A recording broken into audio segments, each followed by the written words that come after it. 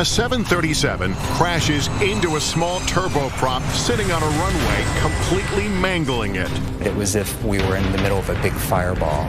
2 months after 9/11, an Airbus 300 crashes, its tail mysteriously breaking off. How much blood has to be spilled before we take corrective action? Safety does have a price. An L-1011 jumbo jet unexpectedly loses altitude and plunges into the Everglades. What triggers the disaster? Every bit of my clothing was blown right off. Just miles from a runway, a jet runs out of fuel and slams into a hillside. It doesn't take an aeronautics expert to know that if your engines go off, it's difficult to fly. And a routine Continental commuter flight suddenly pitches and nosedives into a crowded Buffalo suburb. They dropped the ball. Mistakes, oversights, distractions, and in some cases just poor judgment. All these crashes are caused by human error. The devastation to the entire operation is catastrophic. It's one of your own has potentially made an error that has resulted in this calamity, this tragedy.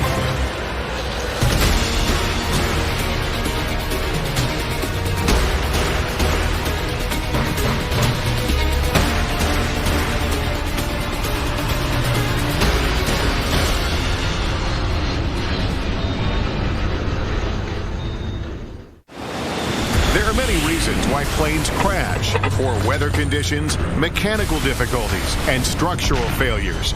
But according to a study published by the FAA, more often than not, the cause is just plain human error. Human error shows up in about 80% of aviation accidents. If you find something that's mechanical in an airplane, you can change it. Changing how humans think or how they react under a given set of circumstances is much, much more difficult. In this hour, dramatic animations will put you where no camera has ever been, up close to show how and why these disasters occurred. It appears to be a normal landing as U.S. Air Flight 1493 lowers its main landing gears onto the runway at Los Angeles International Airport. And then, in a flash, that's a hill. The 737 smashes onto a commuter turboprop that is sitting on the same runway, crushing the smaller plane completely. The window next to me started melting.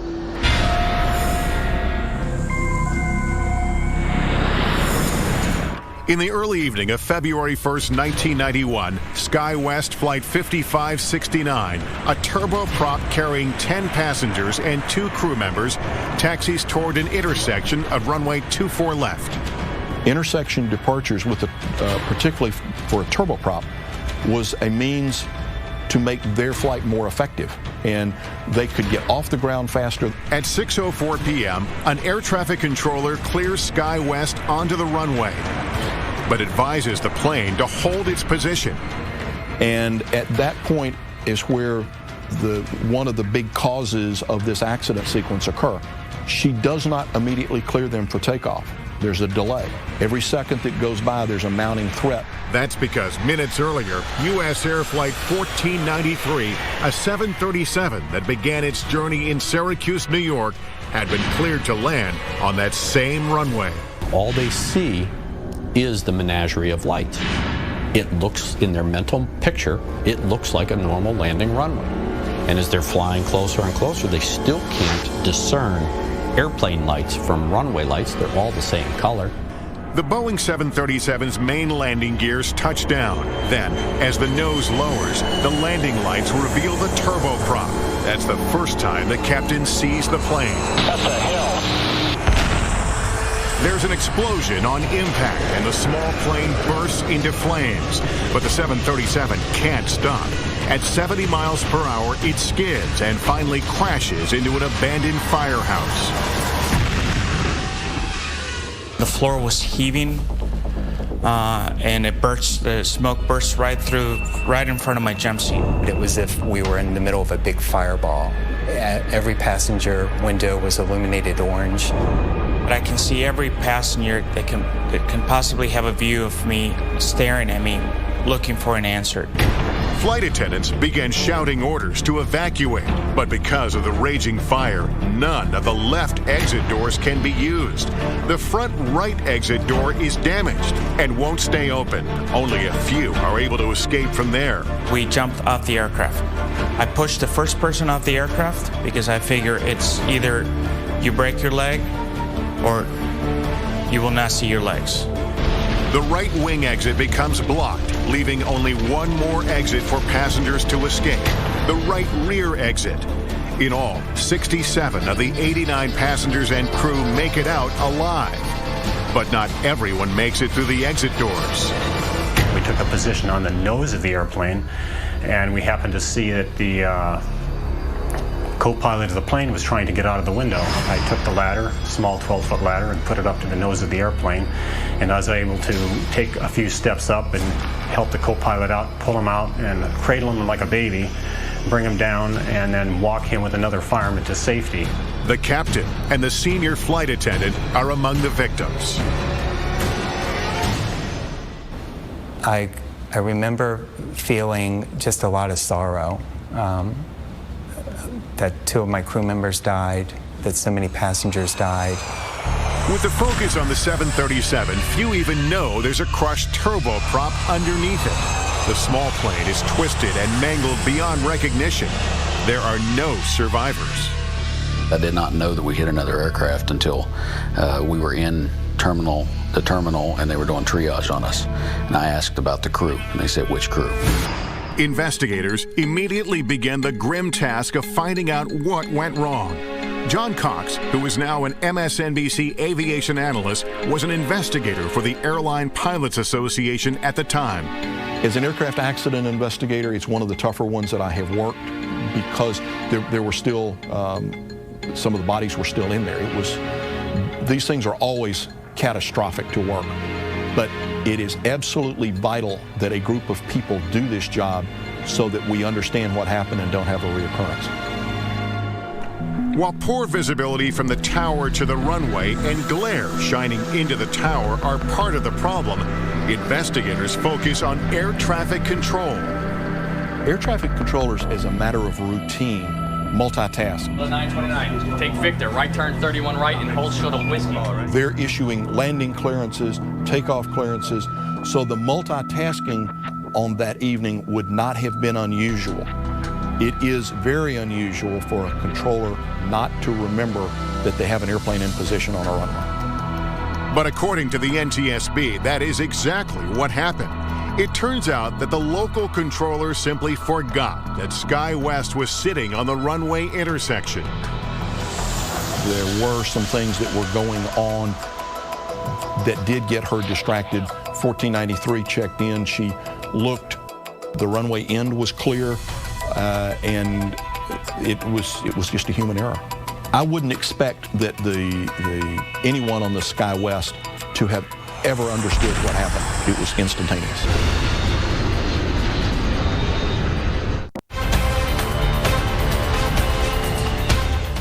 When U.S. Air Flight 1493 crashes into SkyWest Flight 5569, the aftermath is horrific. 22 people on the U.S. Air Flight, including the captain, are killed. All 10 passengers and 2 crew members in the small SkyWest plane also die. I wouldn't expect that anyone on the SkyWest to have ever understood what happened. It was instantaneous. At the NTSB hearings, the air traffic controller, Robin Washer, testifies that she initially thought it was an act of terrorism. U.S. Air 1493 came over the threshold normally. When the aircraft blew up, I assumed that the aircraft had a bomb on board, then it blew up. Then Washer remembers another plane was on the runway. I went to the ground control and I said, see if you're in contact with SkyWest 569. I went to the supervisor and I told her, I said, this is what I believe U.S. Air hit. She has a responsibility to ensure its safety from other traffic. That didn't happen. The sound was almost overwhelming. David Kelly, the surviving first officer, testifies that he and the captain were never made aware of another plane on the runway. As far as we could tell, there was nothing down the runway anywhere. That airplane all of a sudden showed up out of nowhere. The cabin lights went out, the emergency lights came on. For Flight Attendant Bill Ibarra, who was critically injured, the hearing is an emotional experience. I was filled with gratitude when passengers who survived came over and thanked me for my actions. As a consequence of the collision, intersection departures at night are no longer permitted. And while on the runway, pilots are encouraged, though not required, to remind air traffic control that they are waiting for instructions. These types of procedures were completely capable of being done before the accident. This was a totally preventable accident. Across the country, and nearly 2 decades later, another crash caused by human error. Continental Connection Flight 3407 nears the Buffalo Airport for landing. The turboprop suddenly pitches up, stalls, and goes into a series of terrifying rolls. The pilot fights to gain control, but the plane plummets 1,600 feet into a house. This aircraft was 5 miles out, and all of a sudden we have no response to that aircraft.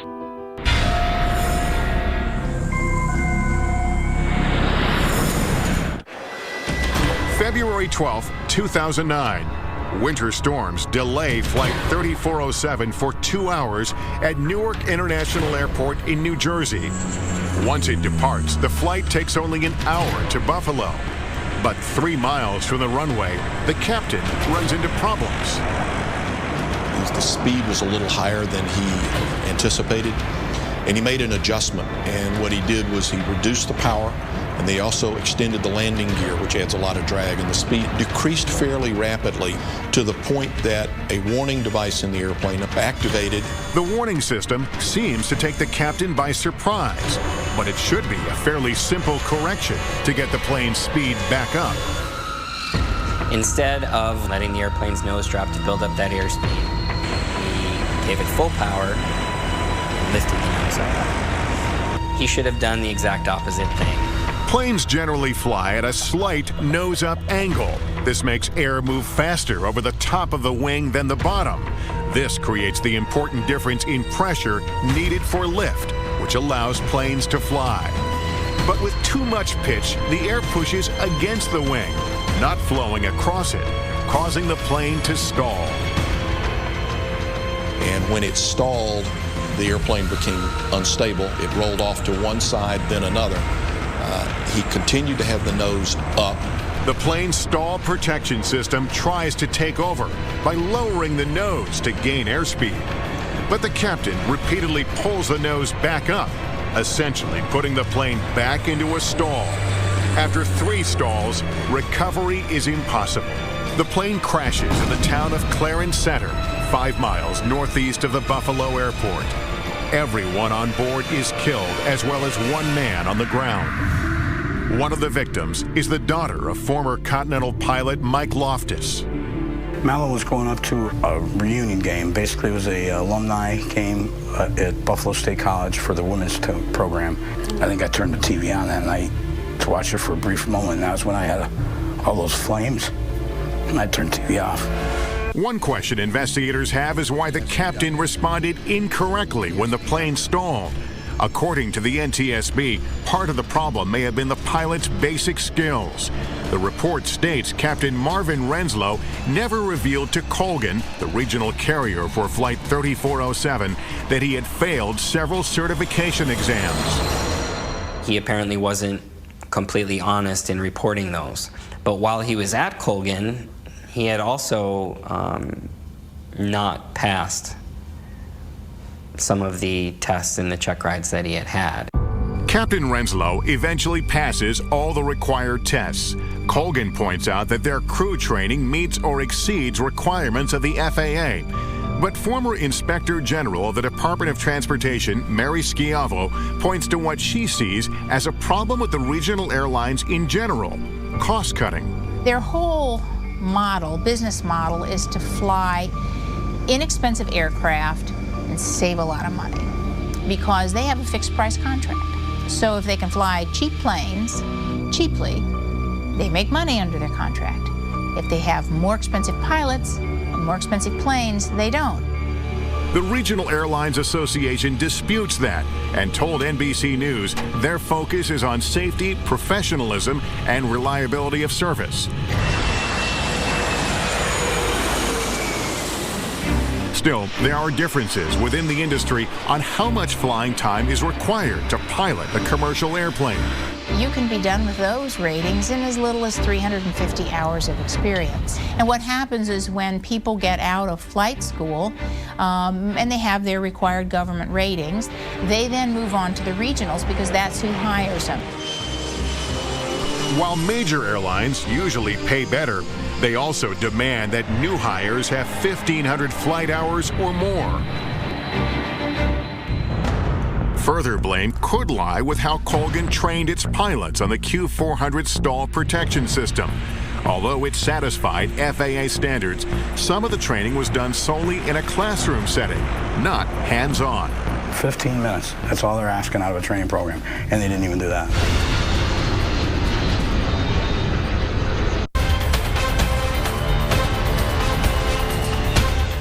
When Continental Connection Flight 3407, operated by Colgan Air, crashes into a Buffalo suburb on a wintry February night in 2009, there are no survivors. The tragedy raises many questions. The airspeed decreased, and after further pitch and roll excursions, the airplane pitched down and entered a steep descent from which it did not recover.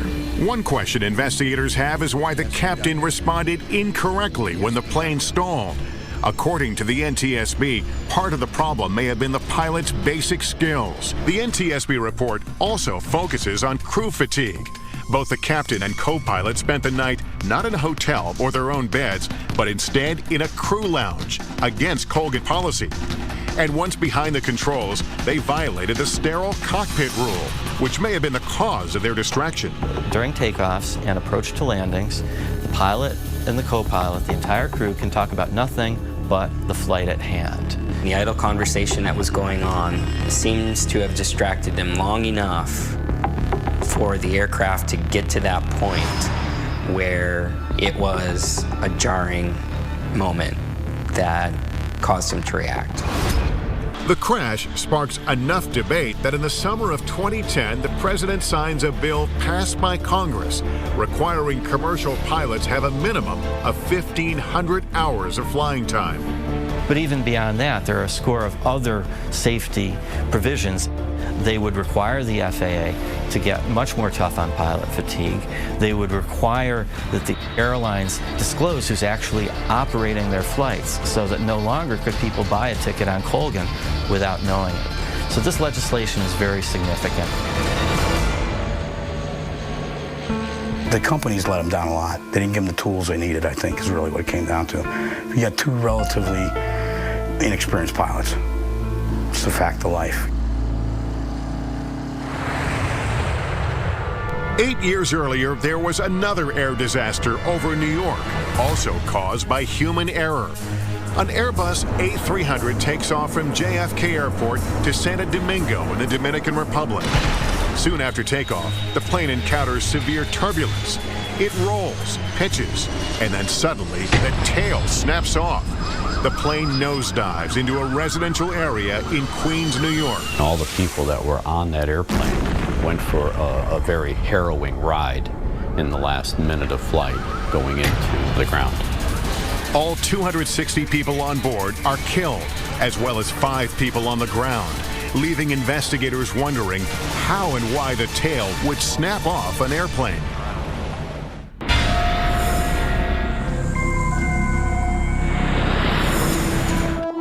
November 12, 2001. It is a bright, sunny fall morning as American Airlines Flight 587 climbs into the sky. In the cockpit are two experienced pilots, co-pilot Stan Mullen and Captain Ed States. He loved to get in the airplane. He loved to be in charge. He respected everybody's job, everybody's role. The co-pilot is flying the plane that is about 5 miles behind a 747 on its way to Japan. Aircraft 587 Heavy, 1,300 feet. We're climbing to 5,000. Since the Airbus is climbing faster than the plane in front of it, Flight 587 quickly flies into the 747's wake, causing the American Airlines plane to experience turbulence. This in itself is not uncommon. Airplane wakes are very similar to the wakes made by boats or ships. It's a displacement as the vehicle passes through this fluid, in one case water, in one case air. This FAA simulation illustrates a different jet flying into wake turbulence. The wingtips from the lead plane create what is known as a wake vortex. You can think of it as a very large cone coming back off the tip of the leading airplane. And if the trailing airplane intercepts that cone, you'll feel choppiness. Typically, the encounters are very brief, but you can hit them multiple times. And that is exactly what happens with Flight 587.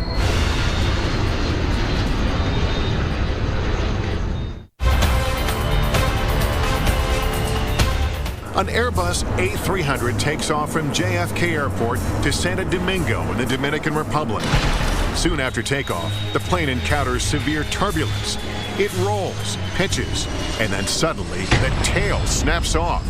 The plane nosedives into a residential area in Queens, New York. All 260 people on board are killed, as well as 5 people on the ground, leaving investigators wondering how and why the tail would snap off an airplane. The co-pilot is flying the plane that is about 5 miles behind a 747 on its way to Japan. Since the Airbus is climbing faster than the plane in front of it, Flight 587 quickly flies into the 747's wake, causing the American Airlines plane to experience turbulence. This FAA simulation illustrates a different jet flying into wake turbulence. The wingtips from the lead plane create what is known as a wake vortex. There are 2 wake encounters. Although invisible to the eye, they are displayed here in our animation. The first wake causes the plane to roll to the left, and the co-pilot quickly puts it back on course. But then, 15 seconds later, the plane is caught in a second wake. When this pilot got into the wake turbulence, the airplane started to roll. He put in flight control corrections that he thought was necessary to get the airplane back to a wings level state. But instead of leveling out, the plane moves violently on all 3 axes of flight. Left and right rolls, side-to-side motion, and up and down. Then, the unthinkable happens. The tail snaps off. The plane banks left and plummets into a residential neighborhood in Bell Harbor, Queens.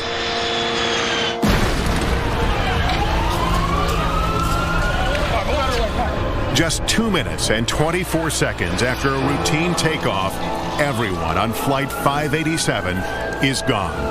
Go ahead. Yeah, just to let you know, we saw a huge, tremendous amount of black smoke south of Long Island. Captain Ed States' wife, Mary, is home when she finds out about a crash in Long Island and contacts American Airlines. I got one of the chief pilots in New York. And it wasn't wasn't the ideal way of telling me, but I said, was Ed the pilot? And they said yes. A devastating loss of life, a horrible scene in a residential neighborhood. It looks like a war zone. If you've seen anything on television, it's just terrible. Just 2 months after 9/11, people are wondering, could this be another terrorist attack? Everyone should remain calm. We talked to the White House several times. There's air cover. In this anxious climate, the NTSB works to find the reason the tail of the plane broke off. The scars from 9/11 are still very raw. The industry was recovering, traffic was down, people were apprehensive. It was a period of time that, after 40 years of being in the industry, I've never seen before or since. I see the plane. The engine fall down. 2 months after the attack, another plane is down. And at first, an act of terrorism is feared. We've preliminarily put the city on high alert, so we've closed certain things down just to make sure that we find out what this is all about. Former Inspector General of the Department of Transportation, Mary Schiavo, followed the investigation. That was everybody's first thought, but there were a number of clues, and they came out really quickly that it wasn't, because you had the cockpit voice recording. And then when they found part of the plane was detached from the plane itself, I mean, you knew right away, because pieces of the plane just are not ever supposed to fall off. Once terrorism is eliminated as the cause, investigators focus on why the tail broke off. It takes more than 2 years before the NTSB findings are released. According to the report, the cause of the crash is the separation of the tail or vertical stabilizer due to the first officer's excessive use of the rudder pedal. The entire vertical fin, which is the vertical stabilizer as well as the rudder, separated from the fuselage, and the airplane at that time became no longer controllable. Normally, pilots only use controls called ailerons and flight spoilers to roll the airplane to wings level. These are panels located on the wing. The co-pilot does this, but he also uses the rudder. This is the panel attached to the vertical stabilizer, or the tail. It moves the plane from side to side. The rudder is operated by moving 2 foot pedals on the floor of the flight deck, forward or back. It was his reaction and the overuse of the rudder during this encounter that generated forces that were large enough to actually snap the fin, the vertical fin, off. MSNBC aviation analyst John Cox is satisfied with the findings, but the report is controversial. Aviation safety consultant Greg Feith believes a closer examination is necessary. It's easy to say that the pilot put too much. The question is why, and that question to this day still hasn't been answered. The NTSB in its public hearing actually identified 11 events that had taken place involving these high loads where the vertical stabilizers fortunately did not separate. So now you have a trend here, you have a history, you have a historical record. But what I see in their investigation was they looked at all of these things in isolation rather than trying to find not only why the loads occurred, but how they occurred. And Mary Schiavo believes there is another issue. In their accident investigation, they have to rely on the manufacturers. And therein lies the problem. They had to go back to Airbus and say, hey, Airbus, what happened to your plane? And Airbus said, well, it was the pilot. The pilot used the rudder too aggressively. Why would you ever construct a plane and ever have the control system in the plane such that if it's used in a way in which it's allowed to be used, your tail would come off? It is unthinkable. Airbus told NBC News that it was not a design flaw that caused the tail to break off. It was pilot error. The NTSB, in fact, did determine that. It also found that the American Airlines training program overemphasized the use of the rudder pedal inputs. Going a step further, John Cox says the rudder should never be used in wake turbulence.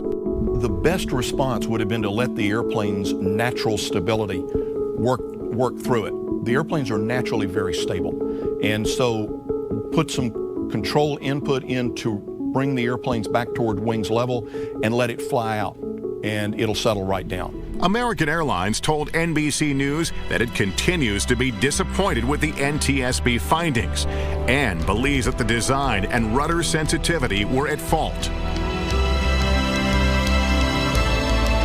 A decade after the crash, the report stands as written. But in August 2010, the NTSB started re-examining similar incidents and urged agencies to take a closer look at the rudder design. Pilots now understand you don't have to move the rudder that much as far as the pedals are concerned to create a large aerodynamic force. It's a powerful tool in helping the pilot in roll control. So be sensitive to the fact that, hey, if you're going to move this, you better use it as a last resort. But this knowledge came at a very steep cost. There is this adage out there in the aviation industry: how much blood has to be spilled before we take corrective action? Safety does have a price. Coming up, without warning, a plane crashes into the Everglades. The tail actually turned over, and when it did, the floor underneath me split and I dropped out.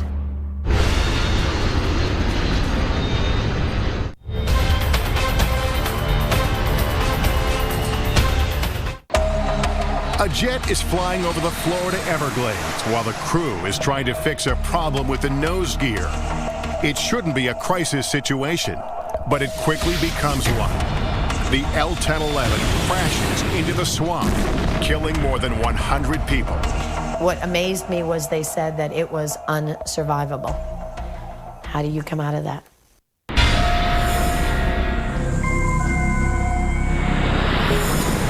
December 29, 1972. Eastern Airlines Flight 401 is on the final leg of its flight from JFK to Miami International, carrying 163 passengers and a crew of 13. Ron and Lily Infantino were just married 20 days before and are now returning home from their honeymoon. It was a perfect flight, smooth, calm air. It was just a very dark night. The L-1011 is just 5 miles from the runway when the pilot extends the landing gears. Green lights indicate the main landing gears are down, but the nose gear indicator remains dark. The nose gear showed that it wasn't either down or up. It didn't say what position it was actually in. So they broke the approach and advised air traffic control that they needed some time to sort through a technical problem. Unaware of what's going on in the cockpit, Flight Attendant Beverly Raposa feels the plane turn away from the airport. I wasn't concerned because, things like that happened, and if there was a problem, we had a phone by each of the flight attendant seats. If there was a major problem, the pilot would have called us. To troubleshoot the problem, the L-1011 climbs to 2,000 feet and heads west towards the Everglades. The captain then puts the plane on autopilot. Everybody wants to find the solution. That's just nature. We're human. We want to accomplish the mission. The crew suspects nothing more than a faulty light bulb. The co-pilot starts to replace it, but he can't get the new bulb to go in. And this is where the insidious nature of human error begins to show itself. Ideally, someone does nothing but monitor the autopilot. But with the difficulty that the first officer was having with the bulb, the captain, understandably, wanted to try to help him. No one was concentrating on monitoring the autopilot. The crew is unaware that the airplane is slowly descending from 2,000 to 900 feet. Then from the control tower, they hear, "How's it going out there, Eastern?" And the first officer looks up and realizes something's wrong with the altitude. And he said, "We're still at 2,000, right?" And the captain begins to look and says, "What happened to the altitude?" And they begin to take corrective action. But it is too late. The engines roared and we hit and the world exploded. It was a huge fireball. The plane rips apart. The crash is scattered over an expansive area. I was in the tail and the tail section broke off and we began spinning and we spun 1,500 feet. And at the end of the spin, the tail actually turned over. And when it did, the floor underneath me split and I dropped out. In the swamp, Raposa is still strapped to her seat as jet fuel rains down on her. There is absolute silence. Initially, I screamed, "Somebody help me." And I couldn't hear anyone. And I'm thinking to myself, oh my gosh, I may be the only survivor. But she is not alone. I have never been in anything so dark in my entire life. That's how dark it was. And I tell people, the only time you could tell somebody was in front of you, you could smell their breath. Otherwise, you would never know they're there. Passenger Ron Infantino is also one of the 75 passengers and crew that miraculously survive. Swamp water is up to his chin. Every bit of my clothing was blown right off. The only thing I had left was the rims of my socks. That was the only thing. And I thought it was a nightmare. I couldn't believe. I was totally in shock. And then, of course, I'm yelling for my wife, and that was the last I ever saw of her. I never saw her again. Ron's wife, Lily, actually survives the impact, but is knocked unconscious and drowns face down in the water. The captain and co-pilot are also killed, along with 98 others. But what caused the plane to crash? The mystery lies in why the autopilot suddenly failed to hold its altitude. It turns out it wasn't a mechanical failure, but rather human error. According to the NTSB report, when the captain leans across to help with a light bulb in the landing gear indicator, he hits the control column, shutting off the autopilot. The warning chime went off, but no one seemed to notice. The crew not only didn't respond to it, they didn't actually hear it, or if they did, they didn't process the significance of it. It turned into a fiasco. Everybody was concentrating on this light bulb. Further deepening the tragedy, investigators discovered the nose gear had been down the whole time. It should be noted that planes can still land safely with just the main landing gear like this. But aviation experts say the crew followed the correct procedure. Pilots always carry reserve fuel on the airplanes so that there wasn't a pressing time criticality of we have to go land now. If they landed with the nose gear up, it's going to cause damage to it. It's going to be out of service for a period of time. There's going to be an investigation. Out of this 1972 tragedy came Crew Resource Management, or CRM, a training requirement that now ensures that someone must always monitor the airplane flight path. If there's a problem today, that crew resource management means the captain has to designate somebody to stay in control of the plane while they try to resolve the problem, whether it's in the cockpit or whether it's in the cabin. Improvements have also been made to the autopilot. The warning system is louder and more force is required to disengage it. They were so distracted with the light bulb that nobody, literally nobody, was flying the plane. Could you imagine?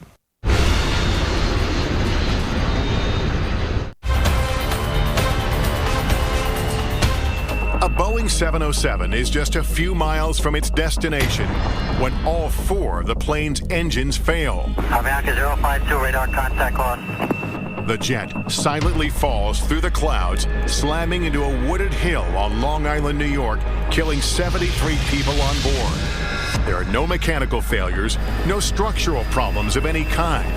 It turns out the plane simply runs out of fuel. But how can such a fatal blunder happen? January 25th, 1990, when Avianca Flight 52 leaves Medellin, Colombia, just after 3 p.m., the tanks have more than enough fuel for the 2,100-mile trip to New York. They had approximately 81,000 pounds of jet fuel on the airplane when they departed. They had done the calculations for the flight plan, the amount of fuel they would burn going to New York, a reserve, some holding fuel, and then also enough fuel to go to Boston and land. With more than enough fuel, that shouldn't be a problem, but it soon becomes one. In New York, the weather was bad, so as they came up the East Coast, they began to be issued holding instructions, and they held for 3 different times. The delays total 77 minutes. Around 8:20 p.m., they have only a little more than 14,000 pounds of fuel left, enough for another hour or so in the air. During those holding patterns, that's when the flight engineer should have made sure that the fuel levels were fine. And Avianca 052 Heavy, I'm going to bring you about 15 miles northeast and then turn you back home for the approach. Is that fine with you and your fuel? I guess so. Thank you very much. They inquired with air traffic controllers about how much longer it was going to be. They were complaining about their fuel levels. Air traffic control asked where their alternate was, which was filed for Boston. But the first officer, who was the pilot handling the radios, told them that they could no longer make Boston. And that very significant statement was lost on air traffic control. At 9:22 p.m., Avianca Flight 52 is finally cleared to land. But with an extremely low cloud ceiling above JFK and strong wind shear, the pilot misses the attempt. The plane is again diverted from the airport. Nowhere did the first officer ever use the word emergency. If that word had been used, they would have given them immediate priority to try to get them on the ground. Avianca 52, climb maintain 3,000. Negative, sir. We just running out of fuel. We're good. Okay, 3,000, that'll be good. Okay. 9:34 p.m., Flight 52 runs out of fuel. The engines flame out. Passenger Nestor Zarate remembers that horrible silence. The lack of that noise it's a horrendous impression because you have the wind against the fuselage. So at that moment, there was pandemonium. Avianca 052 just lost 2 engines. The crew calmly tells air traffic control that the engines have failed. They are quickly routed back to JFK, but it is too late. When the Boeing 707 crashes into a hillside in Oyster Bay, the cockpit breaks off, killing the pilots and flight engineer. They are only 16 miles from the airport. Come on, somebody get the back here. Miraculously, 85 of 158 people on board survive impact. They are pinned beneath the wreckage, but there is no fire. Clearly, if the plane had been filled with fuel, they would have been all incinerated. The NTSB report says the cause of the crash is human error, that simply the flight crew did not effectively manage their fuel or convey how low the fuel levels were. When we talked to the controllers today at the TRACON, none of them were aware of the priority concern and the fuel concern. The crash of Avianca Flight 52 shows that despite dramatic advances in aviation technology, clear communication from the cockpit to air traffic control is key to a safe flight. I think that our crew should have been more aggressive, more transparent in expressing the need to have a preferential treatment that night. Astonishingly, many of these crashes, as we've seen, were survivable, but recovery can be a lifelong process. You'll be all right. Everybody was demolished physically and psychologically by the crash. So surviving a crash is a miraculous event, and one has to be grateful that God or destiny or is giving you a second chance, but there's a price to that.